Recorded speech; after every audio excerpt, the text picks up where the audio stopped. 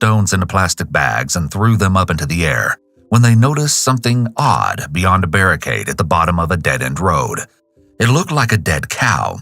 The boys were curious, so they went a little closer, and that's when they realized it wasn't an animal at all. It was a human body. Around 6 p.m. on May 13, 1984, they ran home to tell Jason's dad what they had found. Little did they know this was just the very beginning of a twisted and unbelievable nightmare. When the police arrived, they interviewed the boys before Jerry Westerman led them to the body. It was a naked woman, lying face down on her stomach with her legs spread wide apart, and both of her hands bound behind her back with a white cloth and rope. There was a rope tied around her neck 3 times in a slip knot, a different material than the kind used to bind her wrists. The woman had black hair spread around her and a piece of cloth under her head. But when the officer approached to get a look at her face, which was pressed into the grass, he realized that there were maggots covering her face. Still, she appeared to be between 14 and 30. At another part of the dead-end road, police found material like the piece of rope similar to the kind used to tie the woman's hands and some red cloth. It looked like she'd been attacked in this spot, and her body was then moved. Can you describe the area that you left her at?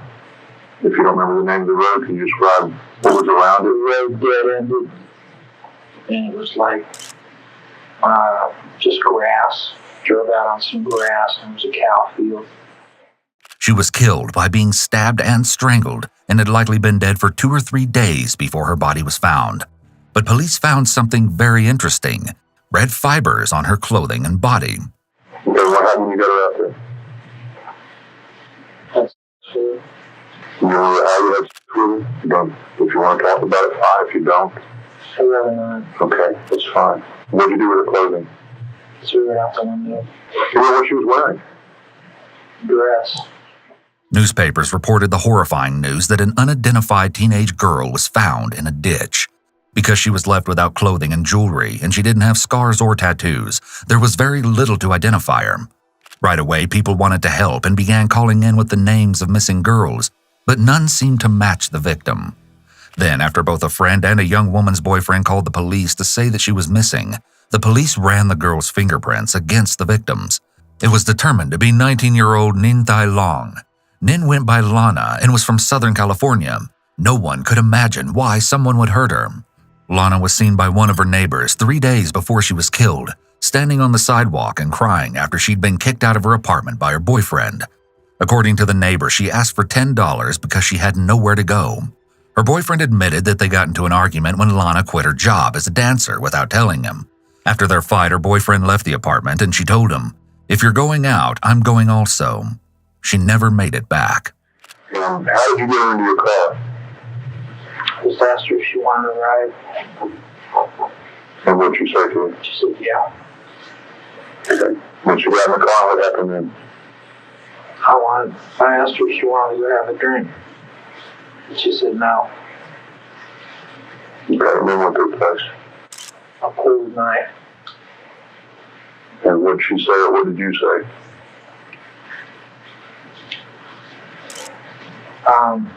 She started fighting and screaming. I just tied her up. At the beginning of the investigation into Lana's murder, her boyfriend and a cab driver that was seen picking her up on multiple occasions were both looked into, but the men were later cleared. There was frustratingly little evidence, but authorities initially thought the killing was a one-off and continued looking for Lana's killer. They would soon realize the truth was even darker than they ever could have imagined. Just 2 weeks later, the police were called to another chilling scene. Louis Anthony Jordan was out walking in a wooded area near his home on the morning of May 27, 1984, when he stumbled across a horrific sight. A nude woman was lying face up just off a dirt road. At first, he thought she might still be alive and in need of help, but as he approached, he realized that she'd been dead for a while. He quickly went home and called the police. Jordan told him that he walked that same route all the time and had even done so 2 days earlier on the 25th, but the body hadn't been there then. Similar to Lana, though slightly different, the woman's hands had been tied to her waist, and the same rope was around her neck. A green t-shirt was also wrapped around her upper arms to bind her. There were slashes across her throat and wounds to her head. She looked to be in her late teens or early 20s. So you tried to strangle her, she wouldn't choke out, and then you stabbed her with a knife? At first I hit her in the head with something. What'd you hit her in the head with? It's like a club kind of thing. More like a nightstick. Okay, you know how many times you hit her and where you might have hit her? I think just once in the head. Okay, and what took place then after you hit her? I tried to strangle her. Did she go out again? Yeah, but I don't know. Well, why did you hit her with a club? I didn't want her to suffer. So you were trying to do what then? I was trying to knock her out. So that you would not have her suffer while you were doing what? Killing her. Once again, investigators noticed tire tracks in the area, which they took plaster casts of, along with a single footprint near the crime scene. They also found a white jumpsuit with bloodstains hanging from a tree near the body. These details of how the bodies were staged reveals how the killer seemed to enjoy the process of not only capturing, assaulting, and murdering the women, but also finding creative ways of disposing of the bodies. During an autopsy, the medical examiner used superglue on the body in an attempt to lift any latent fingerprints and dusted the skin with graphite powder, but neither came back with anything.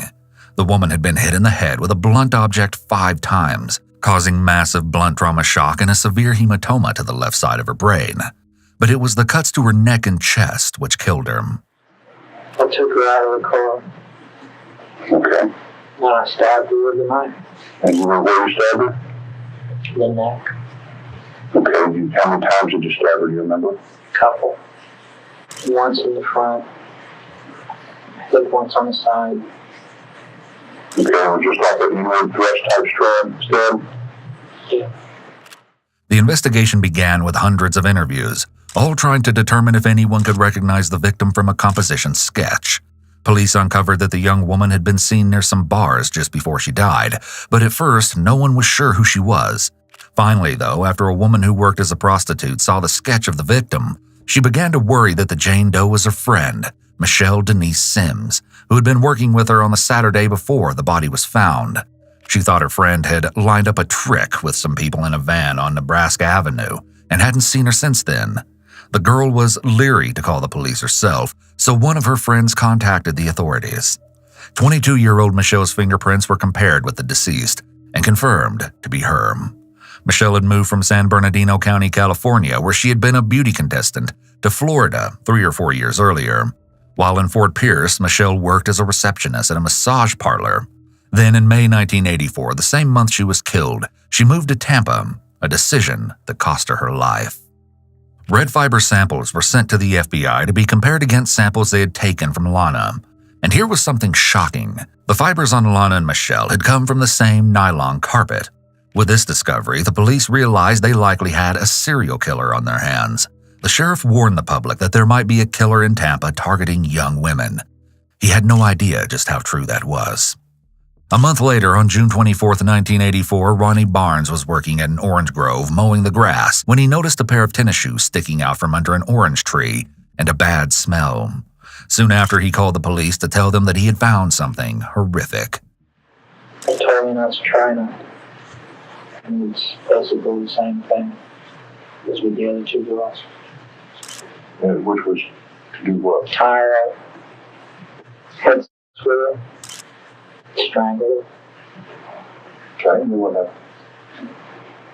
They took her over by a tree. Okay. Put her up in some shrubs and laps. Right off the bat, those living in the area told the police that they had frequently seen the victim walking past their homes. Though a lot of people recognized her, the police weren't completely certain that they were following the right lead. But they found the ex-boyfriend of a girl who matched the victim's description. David Quick told the police that his ex-girlfriend's name was Elizabeth Loudenbach. She was 22. The police were sure that Elizabeth was their Jane Doe and focused on interviewing any of the men that Elizabeth had dated. For a few months, there was a lull as investigators continued to struggle to find out who had killed any of these women. But any sense of peace ended on October 7, 1984, when Clarence Hale and his wife went into one of their pastures to check on their cattle. He stopped to relock the gate and noticed a piece of yellow cloth laying on a tree stump in an overgrown area. He started walking through the grass and suddenly saw a body lying on the ground near the corner of the fence. The woman had been assaulted and then shot in the head and the neck. And what happened? She wouldn't strangle. So what'd you do then? I shot her Even before you shot her? in the head, What part of the head? back. As the investigators once again began interviews, they found a woman who said she knew the victim and had actually met her while in the police stockade. She claimed that the victim told her she was in jail for prostitution, and both got out of jail at the same time. The women went to a lounge together and met up with some other prostitutes. She told the police that the victim seemed hesitant to go off with any of the men who stopped to pick them up. She seemed like a nice girl who didn't belong on the streets. I was pulled up. She came up to the window and I asked her what she was doing. She told me that she wasn't what I thought she was. Meaning a hooker, I would think. And we just got to talking. The victim's name was Chanel Devin Williams. She was only 18 when she was killed and had moved from Winter Haven to Tampa only 1 month earlier.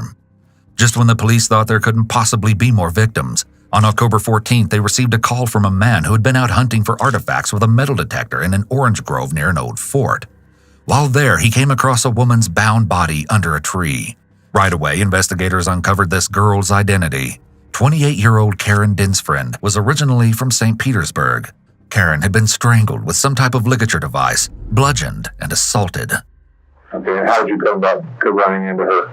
She was walking down the street late at night. I asked her if she wanted a ride. She offered to have sex with me for $47. She needed $47 for a fix. Okay, what happened then? It's the same thing as with the others. I was getting nervous about this place. Uh-huh. I think there were people around or something. Dogs were barking or they sounded close. Okay. So I put her in the trunk and I was going to take her somewhere else. Okay, when you got to the second orange grove, what'd you do with her? I took her out and drove her over to this tree. You didn't carry her? No, I drove her. Okay, was she wrapped in anything? Brown blanket. How come you had the blanket? I'd been using it to lay out in the sun. As the investigation continued, it was uncovered that Karen had last been seen working on Nebraska Avenue only several hours before her body was found in the grove. It seemed that Nebraska Avenue was the killer's hunting ground. A week and a half after Karen was found, Paul Botten was using a hydraulic backhoe to dig a ditch when he found the nude body of a young girl right where he was working. Do you remember that one? Mm-hmm. And where did you meet her at? On Nebraska. Okay. Who was that girl, do you know? Which one is this again? This was the one on 301 that was badly decomposed that we found October 31st. Weeks later, her fingerprints were used to identify her as 22-year-old Kimberly Kyle Hops. There isn't much known about Kimberly, except that she had last been seen as she walked with a group of prostitutes in the middle of October. She was working. I just pulled over the side of the road. She came up to the car and asked me if I wanted a date. Okay. And what'd you say? I said, yeah, how much? She said, it was $30. Okay, and what happened then? So she got in the car. And when we stopped the car, I just tied her up and did the same thing as with the other girls. The similarities in the way these women were killed is noteworthy because it shows the depths of the killer's psychopathy. Murder by strangulation is extremely morbid and horrific. It's also a display of ultimate power and control over the victim. I strangled her. Okay, what was strangled her with, remember? She had a black, like, collar thing around her neck.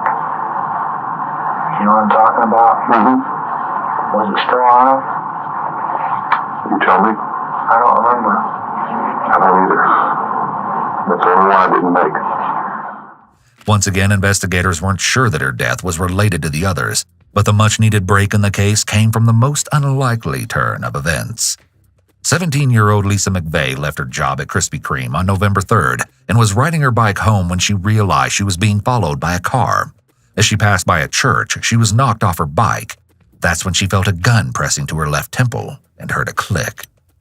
Lisa was forced into the car and forced to strip before she was assaulted, tied up, and blindfolded. Almost unbelievably, on this very day, Lisa had decided to take her own life and had even left a note on her dressing table. But now that she'd been abducted, Lisa decided that she was going to survive, no matter what it took, and if she didn't, she was going to make sure that whoever took her was caught. Lisa felt the car jolt as her kidnapper began driving, and at first, she had no idea where they were headed. Using her jaw, she managed to move the blindfold that had been tied over her face, allowing her to see just tiny glimpses of everything around her, including the car and the fact that they drove on the interstate north of Tampa. She took note of the word Magnum written on the dashboard, the white seats, and the thick red carpet on the floor mats. Because Lisa was menstruating, she made sure to leave her blood inside the car. Her captor pulled her from the car and led them inside an apartment, and Lisa counted 32 steps up to the door. Once inside, she noted the smell of fresh paint. When the man let her use the bathroom, she made sure she left her fingerprints everywhere she could. Lisa was determined that the police would know she had been in the apartment. She also tried to learn as much as she could about what her kidnapper looked like, even though she remained blindfolded. At one point, he took Lisa's hands and brought them up to touch his face. She used her fingers to feel that he had pockmarks, a mustache, and that his ears were small. He never let her see his face, but still, she tried to feel for anything that might identify him. She also peeked under her blindfold any chance she had to catch glimpses of him. If she survived, she wanted him caught. The man repeatedly assaulted her over the 26 hours that he held her captive. At one point, the man showed Lisa a bit of kindness and washed her hair. He fed her a ham sandwich, and when she was cold, he gave her a bathrobe to wear, but kept her tied up so she couldn't escape. Realizing that she could use this to her advantage, she tried to get him to sympathize with her. Lisa made up a story and told him that she was the sole caregiver to a sick parent. She also asked him why he did what he did, and to her surprise, he started to open up. He told her he had a bad breakup which made him hate women, but instead of being scared, Lisa told him he seemed nice and even said that maybe she could be his girlfriend. One of the reasons she reacted this way, trying to find the kindness in her kidnapper, was because she had experiences in her past and knew how to react in a way that wouldn't anger the man. And somehow, it worked. As Lisa was lying bound and blindfolded next to the man, he woke her at 4 a.m. the night after she'd been taken. He asked her what he should do with her, and Lisa again said she could be his girlfriend. Instead, though, he told her to get dressed and brought her back into his car. The man claimed that he would drop her off near her house, but first, he stopped at an ATM. Lisa had once again managed to loosen her blindfold and saw the sign for a local motel and shop. She knew exactly where she was. The man apologized to her before he stopped the car and let her out, warning her that she couldn't take the blindfold off for 5 minutes. When she got out, Lisa tripped on the curb and the man caught her before she fell. She heard him leave, and terrified that he would change his mind, she pulled off the blindfold to find herself in front of a tree in a churchyard. At first, the police were a bit skeptical that a 17-year-old girl had really managed to escape captivity and doubted her story. Yet when red fibers were found on Lisa's body that matched those found on other victims, the police realized that Lisa was the reason they would finally stop the man terrorizing Tampa. Lisa gave an incredibly detailed account of everything she saw and heard, but it was the word Magnum written on the dashboard that proved to be key. Almost immediately, investigators cross-referenced the names of Dodge Magnum owners in Florida to the people who used the ATM Lisa had seen. They found a name, Robert Bobby Joe Long. And here's the real kicker. Right after Lisa's testimony, at the height of the terror surrounding the killing spree, this very vehicle had been stopped on Nebraska Avenue on November 15th as part of the investigation. At the time, the driver had been told that they were stopped because their vehicle matched one that had been involved in a hit and run. He handed over his driver's license. It was none other than Bobby Joe Long. Bobby was cooperative and told the officer that he was on his way to get lunch and that he was unemployed. He even let them take a Polaroid picture of him and his car. However, he refused to allow his vehicle to be searched. The officer simply let him go, having no idea that they had just made a deadly mistake. Lisa was shown the Polaroid, and despite the fact that she didn't see him clearly because of the blindfold, she had seen enough to identify him. She was instantly certain that Bobby was the man who had taken her. Over a week after Lisa's incredible escape, on November 16th, Bobby was arrested for kidnapping and battery at a movie theater. But what the police didn't know at the time was that they were already too late. His car was impounded, and the red fibers that were found at almost every crime scene were positively matched to the carpet of the vehicle. Bobby was then interviewed, and boy, did he have a story to tell. You said something earlier. The reason you let go. You want to say that again? I knew it would lead to me getting caught.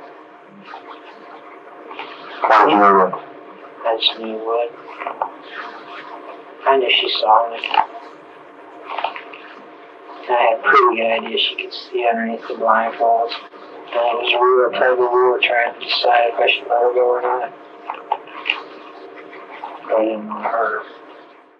Bobby had previously been arrested in 1974 for assault, but he explained that it was a completely different situation because he was married at the time and in the military, and he alleged that the woman who accused him had consented.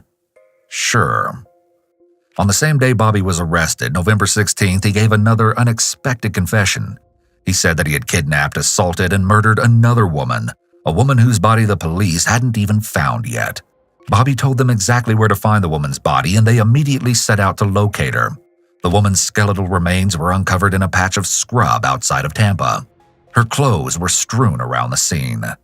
It wasn't hard to figure out her name. Her mother reported her missing on September 7th after she left for work the day before, but never made it back home. In fact, she had never even made it to work that day, which was unusual because the young woman was always punctual. 21-year-old Vicki Marie Elliott worked waiting tables overnight at a coffee shop in a Ramada Inn. She was getting ready to go back home to Michigan to study to become a paramedic, but she never had the chance. Because she walked a mile to work, Vicki always carried scissors with her for protection. She told people that men would frequently shout at her as she walked. Tragically, the scissors hadn't made a difference. They were found on the ground near her body. She pulled around one of the side streets and started to do the same thing that I did to the other girls, but she pulled these scissors out of her purse and tried to stab me. Do you still have a mark? I don't think so. It wasn't bad, just barely cut the skin. It was a struggle to get her tied. But if you think it ends here, it doesn't. Not even close. Just days after his arrest on November 22nd, the police received another haunting call. Even though they had the monster in custody, they still didn't have the full story of his victims. A couple was walking in rural woods along a newly cleared drainage ditch when they saw a skeleton partially, specifically the skull, buried in a mound of sand. The body must have been uncovered as the drainage ditch was being dug. Because of the severe decomposition, it was believed that the body had been there for 3 to 6 months. What was clear, though, was the piece of rope tied around the tibia and fibula in a ligature, as well as around the hands and possibly also the neck. It was one of Bobby's victims. The victims are still going through the fear that whoever victim is still out there, and it gives them peace of mind for the rest of their life to realize that you're not still out there and they're not susceptible, and maybe they can relax and start a normal life again. So anything you do it to help the victim. Get it off your chest. Good example. When you let out of the car, remember I told you I didn't really believe the situation when I was first made aware of it. I made a comment to me. I said, for God's sake, why in the world didn't the first thing you did was stop the first car you saw on the street? She says, Sergeant Bragg, I was scared to look at another car. It scared her so bad, she didn't know who was going to be in the next car. That's what I understand that. Okay, that's the point he's trying to make. That these women feel the same way. The woman's exact cause of death couldn't be determined, but because investigators found a braided hairband, keychain with a Rubik's Cube, a small tennis ball, and a blue lighter, the woman's family was able to identify her. 20-year-old Artis Wick had been Bobby's first victim, who he kidnapped back on March 27th, beginning his 8-month killing spree. And still, it doesn't end here. After letting Lisa go, Bobby had killed 2 more women in the span of 6 days before his arrest. 18-year-old Virginia Johnson and 21-year-old Kim Swan. Virginia was originally from Connecticut and was last seen on Nebraska Avenue. Her body was found on November 6th, just days after Bobby had taken Lisa. Kim, on the other hand, had been a dancer at the Sly Fox, but recently decided to change her life by enrolling in a program to become a medical technician. She was killed on November 11th after disappearing from a convenience store. As he was presented with hair and fiber evidence, Bobby leaned back in his seat and smiled, saying, "I guess you got me good. Yeah, I killed them. All the ones in the paper, I did them all." Psychopaths are proud of their horrific actions, will often show off about what they did, and take pleasure in the attention they are receiving. Bobby underwent psychological evaluations, and he was diagnosed with temporal lobe epilepsy that induced an altered state of consciousness, as well as inherited bipolar or manic depressive psychosis and an organic personality syndrome caused by tissue to the brain.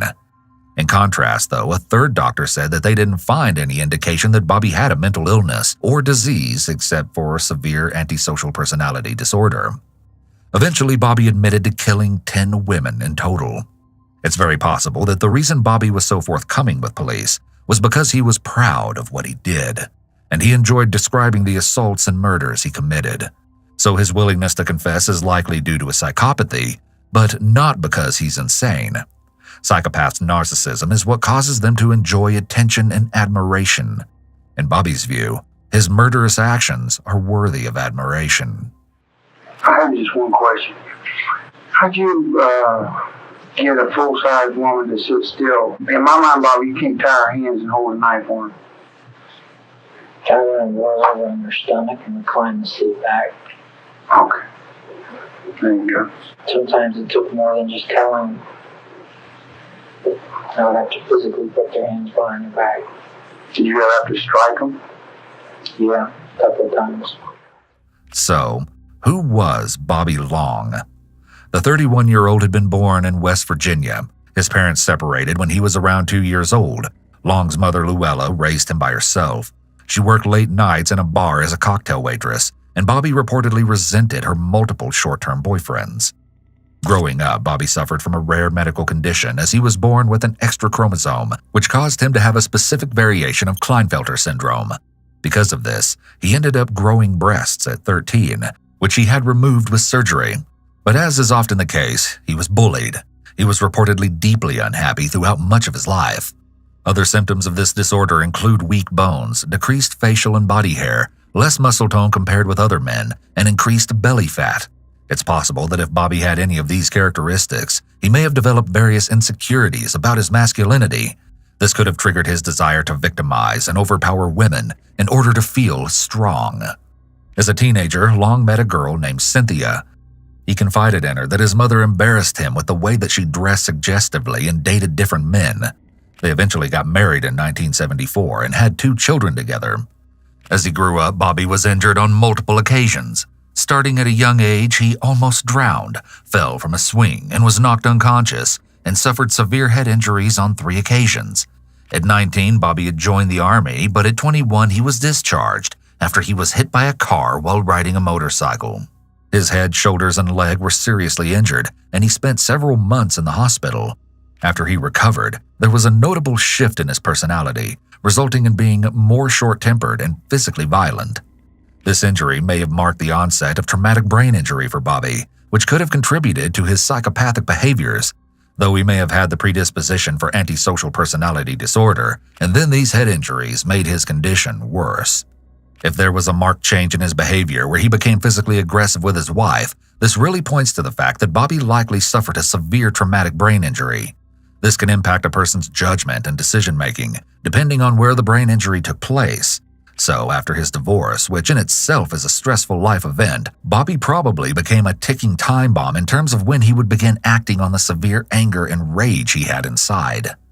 It seems this event really spurred his crime spree because he began to use classified ads to meet vulnerable women in 1981. When he showed up at someone's house, if he found a woman alone and he had the opportunity, he would assault her. But this was just the beginning. Shockingly, Bobby eventually admitted to assaulting around 40 women, yet he was never prosecuted by the authorities for most of these crimes because the statute of limitations had already expired by the time he was caught. Though he confessed to killing 10 women, Bobby only pleaded guilty in the murders of 8. Neenthai Peggy Long, Michelle Denise Sims, Elizabeth Loudenbach, Vicki Marie Elliott, Chanel Devin Williams, Karen Densfriend, Kimberly Kyle Hops, and Kim Marie Swan. In exchange for the plea, he received 28 life sentences, except for the murder of Michelle Sims, who he was sentenced to death for killing. After 34 years on death row, on May 23, 2019, at just before 6:55 p.m., now 65-year-old Bobby Joe Long was executed by lethal injection. No guests visited him at the prison before his death. Still, 25 people were there to witness his execution, including Lisa McVeigh, the woman who had not only outsmarted